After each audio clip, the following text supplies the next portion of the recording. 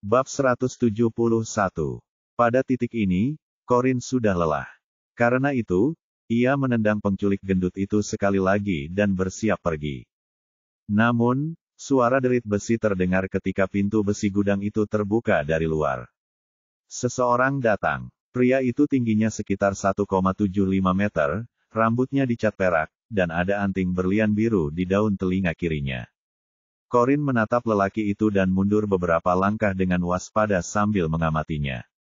Para penculik tidak bisa bangun karena beberapa dari mereka mengalami patah tulang. Namun, ketika mereka melihat pria berambut perak itu, mereka bertindak seolah-olah penyelamat mereka telah datang. "Pak, tepat waktu, bos. Jangan biarkan jalang itu kabur." Corin akhirnya bisa melihat wajah pria berambut perak itu dengan jelas saat ia berjalan mendekat. Wajah pria itu tampak sempurna, tetapi ia memiliki bekas luka di pipi kirinya. Hal itu mengubah karakternya dan menjadikannya sosok yang kejam. Pria berambut perak itu mengangkat kakinya dan menginjak penculik gendut itu dengan kasar. "Kau bahkan tidak bisa mengurus seorang wanita. Dasar sampah tak berguna." Penculik gendut itu menderita sakit luar biasa, sampai-sampai bola matanya bisa copot dari rongganya. Ia pun pingsan kesakitan. Saat itu juga, Corin menyadari bahwa pria berambut perak inilah dalang penculikan itu. Ia mengerutkan kening dan bertanya, "Siapa kau?" Jika orang ini tega memperlakukan bawahannya sendiri dengan begitu brutal, itu menunjukkan kalau dia bukan orang yang mudah diajak berurusan. Pria berambut perak itu menatap Corin seperti domba yang menunggu untuk disembelih. Ia mencibir, "Kau tak pantas tahu siapa aku." Corin tidak panik. "Lalu, apa kau juga berpikir untuk bersenang-senang denganku seperti mereka?" Pria berambut perak itu mengamatinya dan tampak jijik.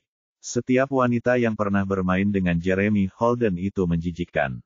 Tiba-tiba, dia mengeluarkan pistol dari punggungnya dan mengarahkannya ke kepala Corin. Pupil mata Corin mengecil, tetapi sikap tenangnya tak goyah. "Kita tidak punya permusuhan. Sekalipun aku tak berguna bagimu, bukan berarti kau harus membunuhku." Pria berambut perak itu tersenyum kejam, memperlihatkan gigi taringnya yang mirip gigi runcing vampir. Sandera yang tak berguna lebih baik mati untuk menghindari masalah di masa depan. Setelah itu, dia hendak menarik pelatuknya ketika tiba-tiba teleponnya berdering. Pria berambut perak itu berhenti dan mengeluarkan teleponnya. Tak seorang pun tahu apa yang dikatakan si penelepon, kecuali pria berambut perak itu, yang mengerutkan kening. "Ada apa? Bagaimana situasinya sekarang? Aku akan segera ke sana." Setelah dia selesai berbicara di telepon, Corin tidak terlihat dimanapun. Salah satu bawahannya menunjuk ke jendela gudang. "Bos, jalang itu baru saja melompat dari jendela itu." Lelaki berambut perak itu melotot tajam ke arah jendela dan menggertakkan giginya, memperlihatkan gigi taringnya yang putih dan runcing. Terserahlah. Dia tidak punya waktu untuk wanita itu, tapi saat mereka bertemu lagi nanti, dia pasti sudah mati. Pada saat itu, sebuah helikopter terbang di langit. Tommy, di kokpit, meninggikan suaranya saat mencoba berbicara mengatasi kebisingan dari baling-baling. "Tuan, menurut tempat terakhir pengawasan melihat van itu, orang-orang yang menculik Nona Corin seharusnya bersembunyi di gudang kosong di bawah kita." Jeremy tampak serius. Mendarat sekarang. Bab 172. Corin kabur dari gudang dan berkeliaran di alam liar sendirian tanpa ponselnya. Para penculiknya pasti membuang ponselnya saat mereka membawanya. Langit gelap gulita, dan awan-awan menghalangi secercah cahaya bulan untuk mencapai daratan, sehingga sulit menentukan arah. Corin pun berusaha mencari tempat bersembunyi hingga fajar tiba untuk menemukan jalan kembali. Tempat ini bahkan lebih buruk daripada hutan sungguhan. Ia bisa saja menemukan gua di dalamnya, tetapi tanah tandus ini tidak punya tempat untuk berlindung. Selain semak duri, bahkan tidak ada pohon pun yang bisa ia gunakan untuk berlindung. Tetesan air hujan mulai jatuh dari langit. Tanpa tempat berteduh, ia hanya bisa membiarkan hujan membasahi dirinya. Tiba-tiba, dia mendengar suara langkah kaki dari belakangnya, begitu pula sinar senter yang bergerak secara acak. Hanya kaki tangan para penculik yang berada di alam liar sini. Corin menahan napas dan merangkak ke semak-semak untuk bersembunyi. Suara langkah kaki itu terdengar seakan semakin dekat ketika seorang lelaki jangkung yang berdiri sekitar 1 meter jauhnya menyorotkan senternya ke arahnya, sinarnya amat terang. Keluar, terdengar suara pria itu, dingin dan mengancam. Corin tahu pria itu pasti telah menemukan tempat persembunyiannya. Maka, ia meraih segenggam lumpur di tangannya dan, melompat keluar, melemparkan lumpur itu ke wajah pria itu untuk mengaburkan pandangannya. Mengetahui dia tidak dapat mengalahkan pria berambut perak karena dia bersenjata pistol, dia harus menghalangi pandangannya sebelum dia dapat mencoba lari. Akan tetapi, reaksi lelaki itu lebih cepat saat ia menghindari lumpur, dan memegang erat tangannya. Menyadari rencananya telah gagal, Corin berusaha melepaskan diri dan mengayunkan tangannya yang bebas untuk menyerang. "Ini aku," terdengar suara lelaki itu, tenang dan bertahan. Mereka begitu dekat sehingga Corin bisa mendengar suara itu dengan sangat jelas. Suara yang familiar ini. Suara, mengejutkannya. Selanjutnya, dia ditarik ke dalam pelukan hangat saat dua lengan kuat memeluknya. Dia meletakkan tangannya di belakang kepala Corin dan mengusap kepalanya untuk menghiburnya. "Itu dia. Di sana. Sekarang sudah baik-baik saja," novel drama. Ketegangan Corin mereda saat itu. "Tuan, kenapa Anda? Apakah kamu terluka?" Jeremy tampak tidak setenang biasanya. Suaranya yang dalam mengisyaratkan ia sedikit gugup saat ia dengan hati-hati mendorongnya menjauh dengan kedua tangannya di bahunya. Di bawah cahaya redup dari senter, dia menggunakan mata tajamnya untuk memeriksa apakah ada luka. Corin menggelengkan kepalanya dan berkedip karena tidak percaya. Kenapa Jeremy ada di sini? Dia sudah menyuruh para penculik melakukan apapun yang mereka mau padanya, kan? Dia bahkan tidak repot-repot meminta uang tebusan dan langsung menutup telepon dengan nada kesal. Hujan semakin deras. Tatapan gugup Jeremy tampak lebih ringan ketika ia tidak melihat luka yang jelas di tubuh Corin.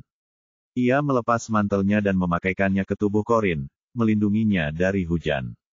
"Maaf, aku terlambat," gumamnya meminta maaf. Corin berdiri diam dan menatap pria di depannya.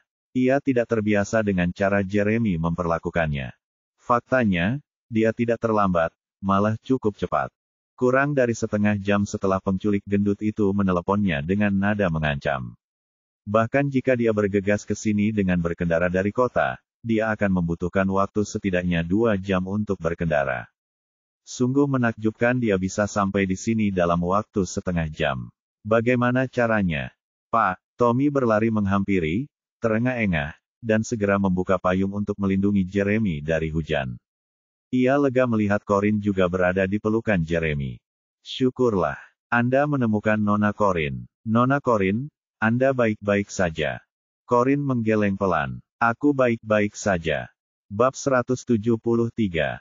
Bagus. Tommy lega. Kalau terjadi apa-apa pada Corin, dia yakin Jeremy pasti marah besar. Setelah kejadian hari ini, Tommy tahu perasaan Jeremy terhadap Corin sudah melebihi perasaan yang seharusnya ia rasakan terhadap seorang istri kontrak. Jeremy peduli pada Corin, dan sangat peduli. "Pak, badai mulai datang, dan helikopter tidak bisa terbang dalam cuaca seperti ini. Saya sudah memesan mobil terdekat untuk menjemput kita, dan mobilnya sudah ada di sini. Bagaimana kalau Anda dan Nona Corin naik mobil?" Itu menjawab pertanyaan Corin. Itu menjelaskan mengapa mereka tiba begitu cepat. "Mereka datang ke sini dengan helikopter," novel drama. Jeremy menjawab dan memberi perintah, "Tetap di sini sampai polisi tiba. Pastikan semua penculik ditangkap. Jangan biarkan satu pun dari mereka lolos." "Tuan?" "Ya, Tuan." Tommy mengangguk. "Dimengerti." Setelah itu, Jeremy menggendong Corin dan melangkah menuju mobil di depan mereka, sementara Tommy mengawal mereka dengan payung. Corin yang kebingungan berusaha turun dari pelukan Jeremy. "Pak, saya tidak terluka. Saya bisa jalan sendiri." Namun, Jeremy mengeratkan pelukannya agar gadis itu tak bergerak. Ia menunduk dan memperingatkannya, "Jangan bergerak. Kalau kau bergerak lagi, aku akan melemparmu ke parit." Corin tak berani bergerak lagi. Ia mengerucutkan bibir dan memutar bola matanya. Bagaimana mungkin pria ini tak bisa bersikap baik padaku lebih dari 3 detik? Jeremy menempatkan Corin dengan aman di kursi penumpang depan dan bahkan membantunya memasang sabuk pengaman. Karena itu, wajah mereka sangat dekat. Corin tidak terbiasa dengan hal itu dan mencoba memasang sabuk pengamannya sendiri. Ia meraih sabuk pengaman dan menariknya ke arahnya, tetapi ia tidak tahu bahwa yang tersangkut adalah tubuh Jeremy juga. Tubuh Jeremy terhuyung setelah ditarik ke bawah saat Corin menarik ikat pinggangnya. Dagu Jeremy akhirnya bersandar di tulang selangka Corin. Ia menoleh ke samping dan tanpa sengaja, bibirnya menyentuh leher pirang Corin. Pupil matanya mengecil, dan tenggorokannya terasa kering. Jakunnya bergoyang-goyang sebelum ia segera melepaskannya dan menegakkan tubuhnya. Akibat kontak intim yang mengirimkan sengatan listrik dalam diri Corin, seluruh tubuhnya menggigil. Ia menoleh ke samping dengan malu-malu dan mengedipkan mata untuk menghilangkan rasa malunya. Sambil menegakkan tubuhnya, Jeremy berdiri di samping pintu dan memelototinya dari sudut merendahkan, tatapannya menyala dengan semangat. Si bajingan kecil itu tampak sangat menggoda. Saat dia menutup pintu untuknya, dia melonggarkan dasinya dengan kesal, berjalan ke kursi pengemudi. Dan masuk ke dalam mobil. Hujan terus turun dengan deras saat mobil melaju di jalan raya di tengah hutan belantara. Wiper terus-menerus menyapu ke kiri dan ke kanan. Tak seorang pun di antara mereka yang mengatakan apapun, dan suasananya canggung. Akhirnya, Corin berdeham dan bertanya, "Bukankah kau bilang kau tidak peduli padaku dan menyuruh para penculik melakukan apapun yang mereka mau padaku? Apa kau sudah menemukan jalanmu? Kesadaran dan memutuskan untuk menyelamatkanku?" Jeremy meliriknya sekilas. "Kau dengar semuanya." Corin melihat keluar jendela dan menopang dagunya dengan tangannya. "Ya, aku dengar semuanya," gerutunya, "dan kukira kau juga brengsek." Jeremy menatap jalan di depannya dan menjelaskan, "Kalau aku menunjukkan keinginanku untuk menyelamatkanmu, orang-orang itu tidak akan lengah padamu. Mereka bahkan akan menggunakan cara paling kejam untuk menyiksamu agar aku terprovokasi. Lagi pula, aku harus menangani ini diam-diam dan tidak memberi tahu siapapun. Bagaimana kalau ada orang lain yang berniat menculikmu untuk mengancamku di masa depan? Kau tidak akan merasa tenang, bahkan jika hubungan kita berakhir." Ada benarnya juga, sih, pikir Corin. Identitas Jeremy sangat istimewa. Wajar saja kalau banyak yang mencoba mencari kelemahannya untuk mengancamnya. Dia mengerucutkan bibirnya dengan sinis, menoleh ke samping Jeremy, lalu mengangkat sebelah alisnya. "Jadi, kau tahu kau akan membawa banyak masalah dalam hidupku."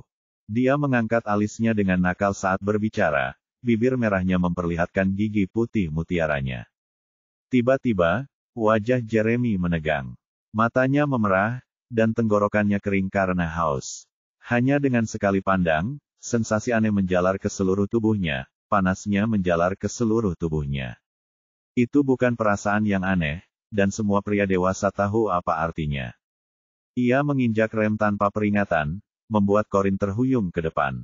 Untungnya, sabuk pengamannya menariknya mundur. Dia mengerutkan kening dan menatap Jeremy dengan rasa ingin tahu. "Tuan, apa yang Anda lakukan?" "Turun," perintah Jeremy dengan dingin. Corin tercengang, tak tahu apa yang terjadi. "Apa, hujan, apa yang kulakukan padamu?" Bab 174. Jeremy menatap lurus ke depan dan memerintahkan, "Turun dan duduk di belakang." Corin sangat marah. Ia tidak ingat pernah mengatakan sesuatu yang tidak pantas, dan ia tidak mengerti mengapa Jeremy tiba-tiba marah. Sungguh absurd. Kalau apa yang dikatakannya akan memancing amarahnya, dia akan menjauh darinya. "Baiklah, aku akan turun. Di belakang juga lebih sepi, dan aku tidak perlu melihat wajahnya," pikir Corin dengan marah. Ia membuka jok dan meraih pintu, tak lupa menatap Jeremy dengan tajam. Namun, saat itulah ia melihat urat biru di tangan Jeremy terlihat saat ia mencengkeram setir erat-erat seperti tersiksa. Dengan alis berkerut, dia bertanya, "Tuan, apakah Anda baik-baik saja?" Jeremy tidak menjawab pertanyaannya dan malah memerintahkan, "Turun sekarang." Saat itu, Corin merasa ada yang tidak beres. Ia menutup pintu mobil yang kemudian dibukanya kembali, lalu berbalik menghadap Jeremy. "Pak, kalau Bapak sedang tidak enak badan, lebih baik Bapak tidak mengemudi." Bahaya, sarannya. Saya bisa mengemudi. Tiba-tiba, Jeremy berbalik menghadapnya. Matanya tampak sayu dan kemerahan yang tidak biasa. Corin bingung. Ada apa denganmu, Mepeha? Sebelum dia menyelesaikan kalimatnya, Jeremy menarik kerah bajunya dan menempelkan tangannya yang besar di belakang kepalanya, menciumnya seolah-olah hidupnya bergantung padanya. Mata Corin yang terkejut melebar saat dia mencoba mendorongnya. Apa yang dia lakukan? Apa dia gila? Mobilnya berhenti di tengah jalan. Pikirnya. Ciuman mereka semakin dalam, tetapi Jeremy merasa itu belum cukup. Ia ingin lebih. Corin begitu marah hingga dia menggigit bibirnya. Saat rasa sakit menyadarkan Jeremy dari transnya, ia berhenti dan mendorong wanita itu menjauh dengan sisa-sisa pengendalian diri yang lemah, menggunakan ibu jarinya untuk menyeka darah dari sudut bibirnya.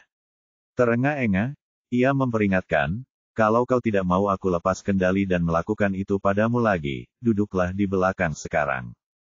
Wajahnya, suhu tubuhnya, dan kondisinya tidak normal. Tiba-tiba, Corin menyadari sesuatu, dan ia tak lagi merasa kesal dengan cara Jeremy memaksakan bibirnya ke bibir Corin. Ia meraih pergelangan tangan Jeremy untuk merasakan denyut nadinya. Sambil mengerutkan alis, ia bertanya, kamu makan apa malam ini? Kenapa dia memeriksa denyut nadiku? Jeremy berusaha menahan hasratnya yang membara dan menatapnya dengan mata menyipit. Bagaimana menurutmu? Sebuah pikiran muncul di benak Corin. Apakah kamu pergi ke Hotel Moonlight untuk bertemu Sherlyn? Bahkan ketika pikiran Jeremy hampir hancur, ia masih geram ketika Corin menyebut-nyebut hotel itu. Bukankah kau yang mengundangku ke hotel dan bilang akan memasak untukku sebagai permintaan maaf? Ia mencibir.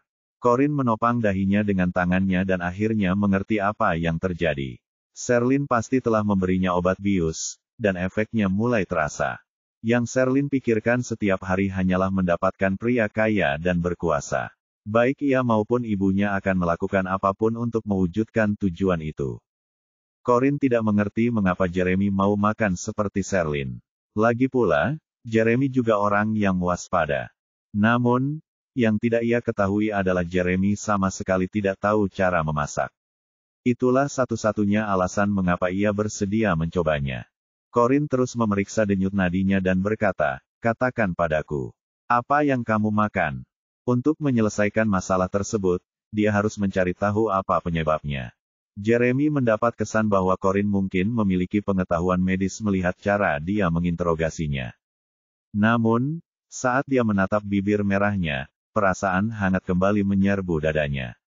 Dia menoleh ke samping dengan dingin dan berkata dengan suara serak, hidangan dengan sejenis jamur dan sayuran yang dimasak bersama. Bingo, gejalanya cocok. Jamur itu pasti cordyceps, sejenis jamur yang jarang diketahui orang.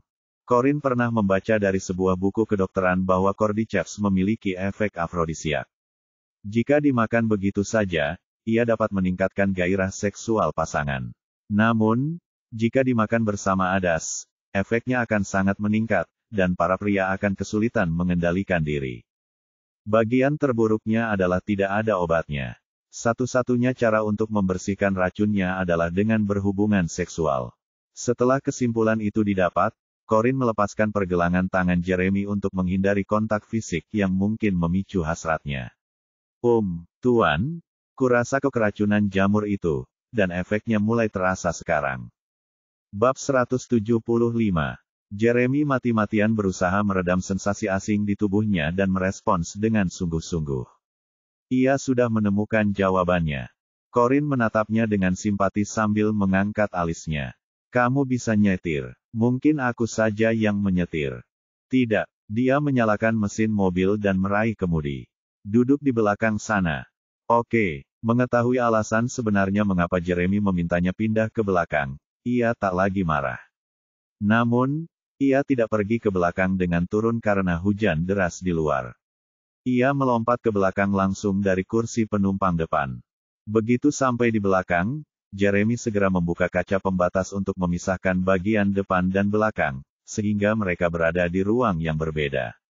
Meskipun begitu, mereka masih berada di mobil yang sama, hanya dipisahkan oleh sekat pembatas. Suara napas mereka masih terdengar. Corinne merasa bimbang. Ia tahu Jeremy sedang berusaha mengendalikan diri, dan ia tak mungkin berpura-pura tidak tahu. Hujan semakin deras, menyebabkan jalan tergenang air dangkal dan tidak aman untuk melanjutkan perjalanan. Jeremy pun berkendara ke sebuah motel di pinggiran kota. Resepsionis meja depan memberitahu mereka bahwa hanya ada satu kamar kosong yang tersisa. Momen itu terasa canggung bagi Corinne. Jika ini terjadi di hari biasa, ia tak akan keberatan berada di kamar yang sama dengan Jeremy. Lagi pula, mereka belum pernah melakukan itu sebelumnya di rumah. Corinne akan tidur di tempat tidur, dan Jeremy akan duduk di sofa. Mereka pun akan pergi dengan mudah. Satu sama lain sendirian saat itu. Hari ini berbeda. Jeremy tak sengaja memakan sesuatu, dan libidonya melonjak karenanya. Bagaimana kalau dia tak bisa mengendalikan diri? Saat Corinne ragu-ragu, Jeremy berkata, "Kami akan mengambilnya." Kepalanya menoleh ke arahnya saat dia menatapnya dengan waspada. Ekspresi Jeremy tampak muram, meskipun tanpa ekspresi. Ia menerima kartu akses dan menarik Corinne untuk naik lift. Karena liftnya tertutup, kewaspadaan Corinne meningkat. Suara celana Jeremy terdengar jelas, dan itu justru menjadi peringatan bagi Corinne. Dia menoleh ke samping, berniat memeriksa kondisinya, tetapi dia menyadari Jeremy telah menatapnya. Tatapan mereka bertemu. Ia tahu apa yang ia alami, dan ia tahu apa yang ia waspadai. Pikiran mereka berdua terlihat jelas di mata mereka.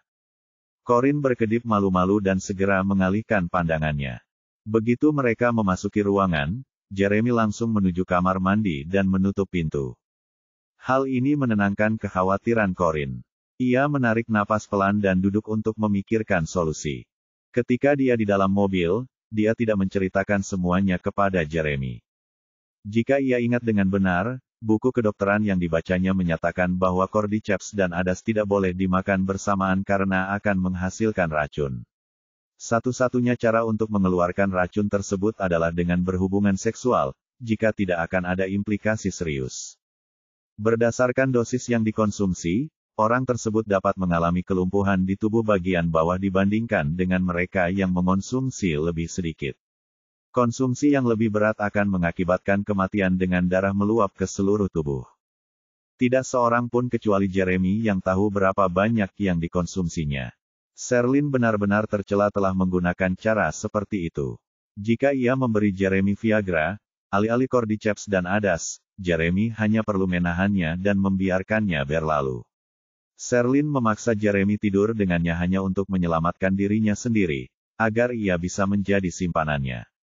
Sayangnya, Sherlyn tak pernah menyangka Jeremy tak akan menginap di hotel sampai efeknya benar-benar terasa. Disitulah Sherlyn gagal. Setelah memikirkan hal ini, Corinne tahu waktu sangatlah penting, dan dia harus mencari di internet untuk melihat apakah ada cara untuk membantu Jeremy mengeluarkan racun tersebut. Ia merogoh sakunya dan baru menyadari para penculik membuang ponselnya. Untungnya, ia membawa mantel Jeremy, dan ponsel Jeremy ada di sakunya. Dia menggunakan teleponnya untuk mencari informasi apapun yang bisa dia temukan, tetapi dia tidak berhasil. Tiba-tiba, ia tak sengaja membuka riwayat panggilan terbarunya. Sebuah ide muncul di benaknya saat ia segera mencari nomor kontak Sunny dan meneleponnya. Bab 176. Panggilannya berhasil dan dalam beberapa saat, tersambung. "Halo," tanya Sunny, suaranya nyaris seperti bisikan. "Jeremy, aku sedang mengerjakan PR. Ada apa?" "Ini aku," kata Corinne. "Corinne," seru Sunny, suaranya meninggi karena terkejut. Dia segera berdeham dan berbicara dengan bangga, "Corinne, mengapa kamu meneleponku dengan telepon Jeremy? Apakah adikmu ada di rumah?" tanyanya. Sunny bingung. "Kenapa? Kenapa kamu mencarinya?" Corinne tahu dia seharusnya tidak membicarakan kondisi Jeremy dengan Sunny karena dia masih anak-anak. Jeremy sangat membutuhkannya sekarang. Bisakah kamu bertanya apakah dia bisa ikut?" Sunny merasa ada yang tidak beres. Dia sedang tidak di negara ini sekarang. Mungkin masih lama sebelum dia kembali. Kenapa Jeremy ingin mencari adikku? Kenapa dia tidak langsung meneleponnya? Adik Sunny tidak pernah bisa membantu Jeremy tepat waktu, tidak saat dia sedang berada di luar negeri. Tidak apa-apa. Sampai jumpa. Hal ini jelas membuat Sunny kesal. Hei, kamu. Tunggu, jawab pertanyaanku. Corin tak punya waktu untuk menjelaskan secara detail, jadi ia segera menutup telepon. Rencananya adalah mengundang kesayangan Jeremy dan membiarkan mereka menikmati malam yang menyenangkan, sekaligus mengatasi masalah racun itu. Rasanya seperti sekali mendayung dua pulau terlampaui. Itulah yang akan terjadi seandainya saudara perempuan Sunny tidak berada di luar negeri.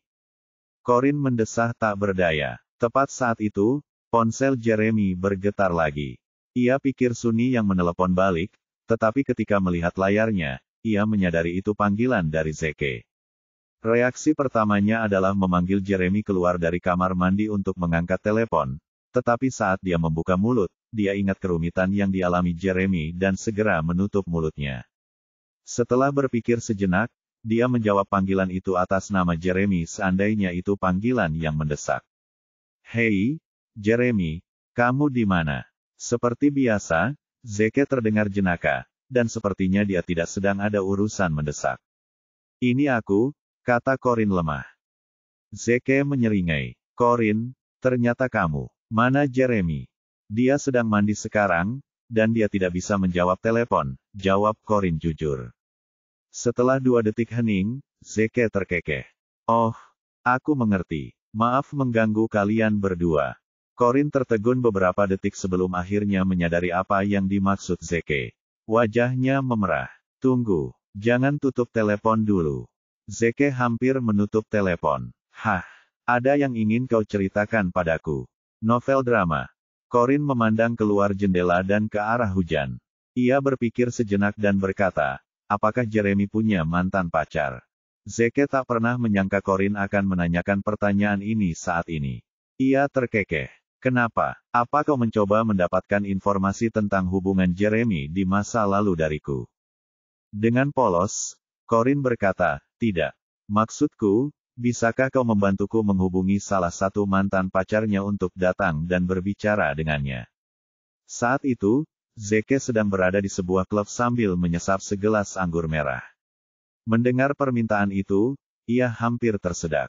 Uhuk, apa? Kamu mau cari mantan pacar Jeremy buat ngobrol sama dia? Aduh, 3 orang. Corin, kalian suka banget sama hal-hal yang hardcore. Awalnya, Corin tidak mengerti apa yang dimaksud Zeke, tetapi otaknya segera memprosesnya dan menyadari apa yang dibicarakan Zeke. Ekspresinya menjadi gelap, dan bibirnya berkedut. Tidak, dia sedang dalam situasi yang sangat khusus saat ini. Dia butuh seorang wanita untuk datang dan... Sebelum ia sempat menyelesaikan kalimatnya, sebuah tangan besar terulur dari belakang dan mengambil ponselnya. Terperanjat, Corin berbalik dan melihat Jeremy berdiri di belakangnya. Bab 177. Jeremy tampak seperti baru saja selesai mandi dan berganti ke jubah putih. Dengan rambutnya basah, dia tampak rileks dan tenang, tetapi ekspresinya menunjukkan kebalikannya gelap dan cemberut, persis seperti iblis. Kapan Anda keluar, Tuan? Jeremy merasa lebih tenang setelah mandi air dingin. Namun, ketika keluar dari kamar mandi, ia melihat Corin sedang berbicara di telepon di dekat jendela. Dia melihat ke layar dan menyadari panggilannya masih tersambung, jadi dia menekan tombol merah dan mengakhiri panggilan. Dia mendongak dari layar dan memelototi Corin. Apa yang kau coba lakukan? Mencari mantan pacarku. Corin tidak menghindari pertanyaan itu dan menjelaskan dengan jujur, kondisimu membutuhkan penguatan untuk membantumu tenang, jadi aku. Jadi, kau memanggil orang untuk membantuku mencari wanita. Jeremy terdengar marah. Corin mengangguk. Ya, tapi aku tidak menemukannya. Bagaimana kalau kamu hubungi mantan pacarmu dan tanyakan apakah dia mau kembali padamu? Tatapan Jeremy menggelap saat sudut bibirnya melengkung. Nona Corin, sepertinya Anda sangat menikmati berbagi suami dengan wanita lain. Pagi ini, dia bahkan membantu wanita lain untuk mengundangnya ke hotel dan menyuruh wanita itu meracuninya. Seandainya dia tidak pergi lebih awal, apa yang akan terjadi jika efeknya dimulai lebih awal? Sayangnya, hal itu tidak menjadi masalah baginya sama sekali. Corin mendengus dan merasa tak berdaya. Ini darurat. Aku hanya mencoba membantumu menyelesaikan masalahmu. Darurat. Jeremy menyipitkan mata dan tersenyum, tapi seringainya tampak dipaksakan dan sama sekali tidak alami saat dia mencibir. Kalau kamu begitu bersemangat membantu orang lain, kenapa kamu tidak melakukannya dan membantuku, suamimu? Corin tertegun dan mengerutkan keningnya dengan malu. Aku tidak bisa. Aku bukan seleramu. Jeremy menghampirinya dan mengangkat dagunya dengan kasar. Aku haus sekali seperti di gurun. Apa kau pikir aku akan peduli kalau kau jadi temanku? Hal ini mengejutkan Corin, dan ia menyadari bahayanya. Nalurinya menyuruhnya mundur sementara pikirannya berputar. Benarkah? Kalau tidak keberatan, aku bisa pergi ke papan pengumuman di lantai bawah dan melihat apakah ada selebaran. Kudengar sekarang sangat mudah untuk memanggil jasa. Bagaimana mungkin dia masih berpikir untuk mencarikan pendamping untuknya? Kemarahan di tubuh Jeremy telah bercampur dengan hasratnya. Api itu semakin membara seiring suhu tubuhnya naik. Seberapa bersemangatnya dia. Sepertinya dia benar-benar tidak keberatan kalau aku tidur dengan wanita lain. Tepat saat Corin hendak lari, Jeremy meraih tangannya. Ia lalu menarik kedua tangan Corin ke belakang dan menjepitnya hanya dengan satu tangan. Menarik tangannya sedikit ke bawah dengan sedikit tenaga, tubuhnya terangkat sedikit. Jadi dia tidak punya pilihan selain mengangkat kepalanya dan menatapnya. Corin tak mungkin bisa mengalahkannya, apalagi kabur. Tuan, apa yang kau lakukan? Lepaskan aku sekarang. Jeremy mendorongnya ke dinding dan mengangkat satu kakinya yang kencang untuk menekan dinding, di antara lutut Corin. Jika sebelumnya ia bisa melawan, kini ia tak bisa lagi melepaskan diri. Ia menundukkan kepala dan mendekatkan wajahnya ke wajah wanita itu. Napasnya yang berat mengipasi wajah wanita itu yang mengerut. Kenapa aku harus mencari wanita lain kalau istriku ada di sini? Lagi pula, wanita-wanita itu tidak bersih. Benar, kan, Nona Corin? Corin mengerutkan kening dan menoleh ke samping untuk menghindari wajah Jeremy yang terlalu dekat dengannya. Jika Jeremy mendekat, bibir mereka akan bertemu. Jeremy tidak senang dengan hal itu, novel drama. Tangannya yang bebas mencengkeram dagunya dan memaksanya berbalik, lalu menatapnya dengan pandangan merendahkan. Apa kau begitu takut aku akan tidur denganmu? Begitu ingin mendorongku ke wanita lain? Bocah nakal itu berhasil membangkitkan hasrat yang baru saja ia tekan dengan mandi air dingin, dan panas tubuhnya pun kambuh lagi. Yang ia inginkan hanyalah menggigit bocah nakal ini dan melahapnya tanpa memuntahkan satu pun tulangnya. Jeremy tak ingin menanggungnya lagi. Matanya yang dingin membara penuh gairah, membara. Segala sesuatunya akan menjadi tidak terkendali. Corin menarik napas dalam-dalam dan berkata, Tuan, tolong kendalikan dirimu. Jangan lupa aku bukan tipemu. Bab 178. Mata Jeremy memerah karena nafsu saat ia menatap Corin seolah-olah Corin adalah mangsanya. Bagaimana kalau kukatakan kau tipeku sekarang? Guntur bergemuruh di langit saat itu. Hujan yang tadinya biasa saja, dengan cepat berubah menjadi hujan deras seiring angin kencang. Bingung, Corin menatap Jeremy dengan bingung. Setelah beberapa saat, ia terkekeh. Kau dengar itu? Bahkan Tuhan pun tidak percaya padamu, Tuhan tahu kau ingin menipuku agar tidur denganmu dan ingin menyambarmu dengan petir. Menipu dia agar tidur dengannya. Mata Jeremy menjadi gelap, dan urat kebiruan di dahinya menonjol. Corin mendesah. Kau berhalusinasi karena racun itu. Aku mengerti racun itulah alasanmu ingin tidur dengan wanita manapun yang kau lihat sekarang. Dia bisa mengerti, katanya. Corin keru. Kau pikir aku orang macam apa? Geram Jeremy, tatapannya tajam sementara napasnya mengipasi wajah Corin. Namun, aromanya anehnya harum, bercampur dengan aroma tembakau berkualitas baik. Corin mengerutkan kening dan tampak bertekad seolah-olah dia tidak akan membiarkan Jeremy melakukan apapun padanya. Kau seorang pria, yang kehilangan kendali atas dirinya sendiri karena hasrat dalam tubuhnya menguasai pikirannya. Tepat sekali. Kau benar sekali. Jeremy menyeringai sambil menggertakkan gigi. Dilihat dari caranya terengah-engah dan dadanya yang naik turun, dia mulai kehilangan kendali. Dia menundukkan kepalanya dan menempelkan bibirnya ke bibir Corin. Matanya terbelalak saat ia mulai melawan pria itu, sekuat apapun dia. Sambil menggelengkan kepala, ia menggigitnya. Perjuangannya membuahkan hasil saat ia berhasil melepaskan tangannya dari cengkeraman Jeremy, dan Jeremy mundur sambil terengah-engah.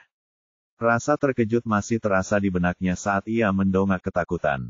Jeremy telah memunggunginya. Ia mengepalkan tinjunya erat-erat dan berjalan menuju pintu, langkah kakinya terdengar berat.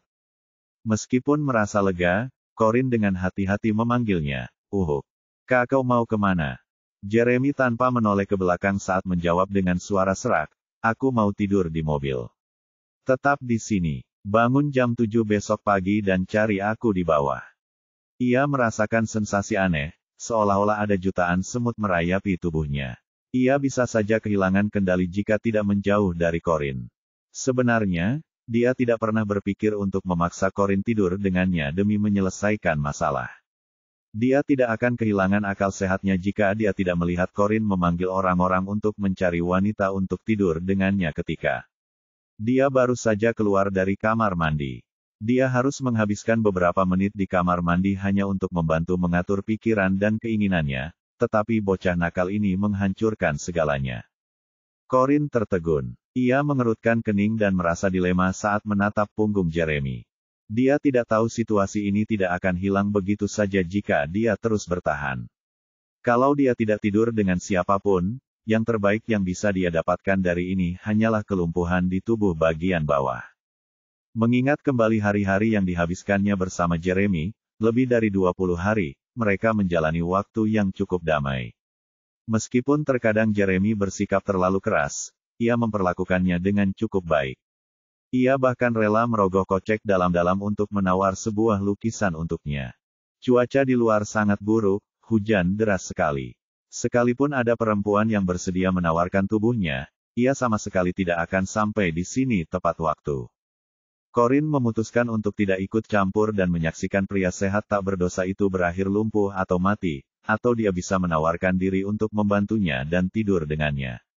Itu adalah langkah yang sulit bagi seseorang yang tidak pernah merasakan keintiman pada tingkat seperti itu. Meskipun demikian, alasan Jeremy diracun adalah karena Sherlyn. Tak dapat disangkal, Corin juga berperan dalam hal itu.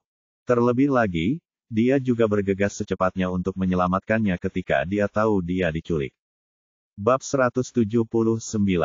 Jika Corin memutuskan untuk tidak berbuat apapun untuk membantu Jeremy dalam kesulitannya, niscaya hal itu akan menghantuinya di masa depan karena ia tahu bahwa ia sebenarnya bisa menolongnya tetapi tidak melakukannya. Setelah mengambil keputusan, ia menarik napas dalam-dalam. "Tunggu, Tuan, saya akan membantu Anda." Jeremy berhenti berjalan karena jantungnya berdebar kencang. Pikiran dan hasratnya bertikai bagai vampir yang masih menyisakan kemanusiaan terakhir dalam dirinya saat berhadapan dengan darah manusia. Ia berpegang teguh pada sisa-sisa rasionalitasnya agar tak berlari menghampiri Corin. Dia menyipitkan matanya tajam seperti predator. "Kenapa?" Corin berjalan mendekat dan berbalik menghadap Jeremy sebelum dengan ragu membuka jubah mandinya. "Ini darurat. Anggap saja ini bantuan kemanusiaan. Lagi pula, penampilanmu lumayan, dan tubuhmu juga bagus. Kurasa aku tidak dirugikan jika aku membantumu, jadi ayo kita lakukan ini."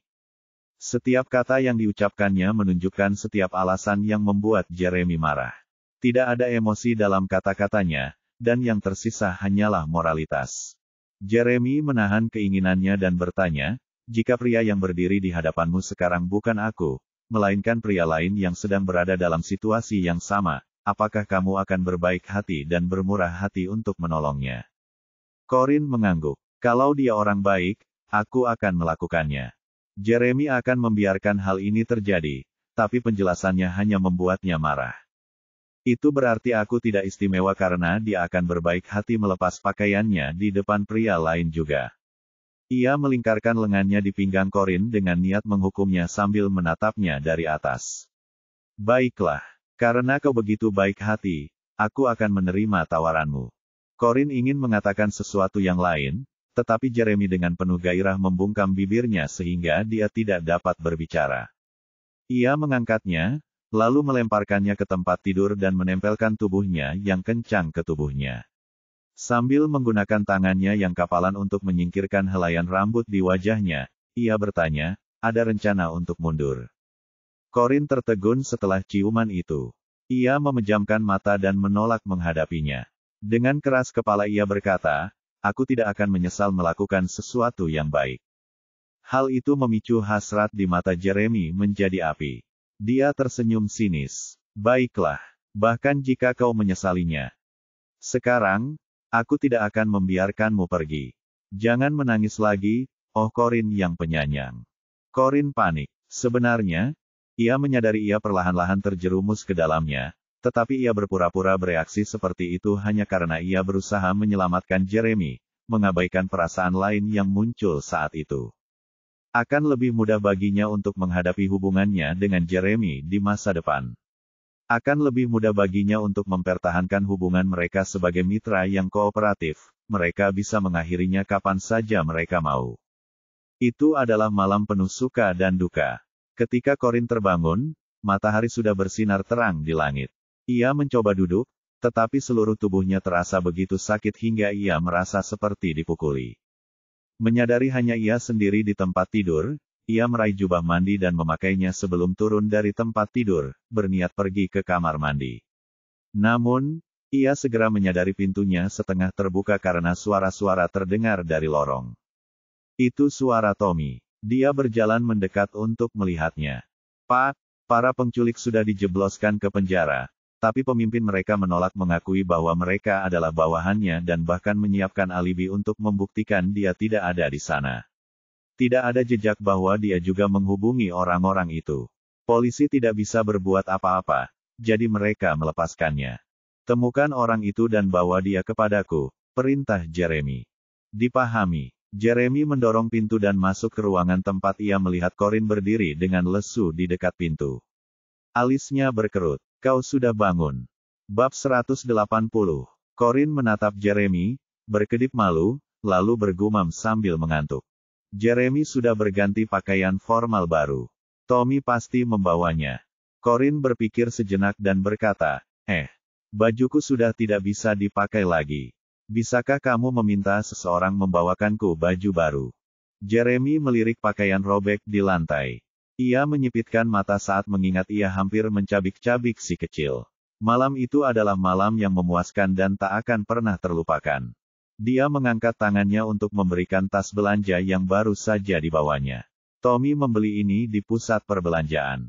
Ukurannya mungkin tidak pas untukmu, tapi pakailah ini untuk saat ini. Kamu bisa ganti baju setelah kita pulang.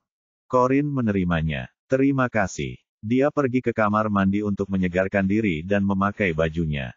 Itu adalah gaun yang ada di novel drama. Pria yang jujur pasti suka. Ukurannya agak kebesaran, tapi untungnya dia masih bisa memakainya. Mereka. Setelah mengenakan pakaiannya, ia keluar dan melihat Jeremy sedang merokok di balkon. Sambil membelakangi Jeremy, ia berkata, Pak, saya ada urusan, jadi saya pergi dulu. Jeremy menoleh dan meliriknya dengan sedih. Ia mengembuskan asap rokoknya dan berkata, meskipun terdengar agak memerintah, kemarilah. Untuk apa ini? Corin berjalan ke arahnya dengan enggan dan berhenti beberapa langkah darinya untuk menjaga jarak. Ada yang bisa saya bantu, Tuan. Jeremy berbalik dan bersandar di pagar sambil mematikan rokoknya. Kenapa kau masih memanggilku Tuan? Corin bingung mendengarnya. Lalu, aku harus memanggilmu apalagi kalau bukan itu. Jeremy menyipitkan mata panjangnya. Bagaimana menurutmu? Apa panggilan yang tepat bagi seorang wanita untuk suaminya? Corin tersipu dan mengerutkan bibirnya dengan malu. Tuan, bisakah kau berhenti menggodaku? Aku membantumu menyelesaikan masalahmu tadi malam. Lagi pula, itu tidak lucu. Dia pikir aku menggodanya. Jeremy mencibir. Tentu saja, wahai yang baik hati. Aku pasti tidak bisa memperlakukanmu dengan buruk. Corin tidak mengerti apa maksudnya, tetapi ia tidak menuntut imbalan apapun. Ia tidak dipaksa melakukannya tadi malam, juga tidak bodoh. Meskipun ia merasa sedikit tak berdaya, pikirannya jernih dan ia melakukannya dengan sukarela. Ia melakukannya karena ingin menyelamatkannya, bukan karena ia mengorbankan tubuhnya untuk ditukar dengan sesuatu. Tiba-tiba, Jeremy menegakkan tubuhnya dan mendekatinya. Dengan kukunya yang panjang dan kapalan, ia meraih dagunya, merendahkan tubuhnya, dan mencium bibirnya. Corin tertegun. Secara naluriah, dia mundur, tetapi Jeremy melingkarkan tangannya di pinggangnya dan menariknya ke arahnya. Setelah tindakan intim tadi malam, dia tidak takut dengan tindakan Jeremy. Dia hanya tidak mengerti. Dia tidak punya pilihan selain membiarkan Jeremy menciumnya. Setelah dia melepaskannya, dia cemberut dan mengerutkan kening. Tuan, apakah masih ada racun di tubuh Anda? Ekspresi Jeremy berubah saat mendengar ini, dan kelembutan di matanya langsung menghilang. Ada apa dengan bocah nakal ini? Biasanya dia pintar dan perhatian, tapi kenapa sekarang dia jadi bodoh? Bocah nakal ini tidak tahu apa itu romantisme. Saat mereka check out, resepsionis memberitahu mereka ada noda merah di spray yang tidak bisa dihilangkan, jadi mereka harus membayar biayanya. Noda merah yang tidak bisa dihilangkan. Yang lain mungkin mengira dia sedang menstruasi dan tak sengaja menodai spray. Namun, Jeremy dan Corin tahu persis apa noda merah itu. Corin menunduk malu-malu. Bahkan telinganya terasa panas membara. Jeremy tersenyum tipis melihat Corin yang kebingungan. Ia mengeluarkan dompetnya, mengambil setumpuk uang tunai, dan meletakkannya di meja. Simpan kembaliannya. Setelah dia menyimpan dompetnya, dia meletakkan tangannya di bahu Corin dan berjalan keluar bersamanya ke mobil. Corin kembali ke posisinya ketika mereka masuk ke mobil. Ia menurunkan kaca jendela untuk menghirup udara segar.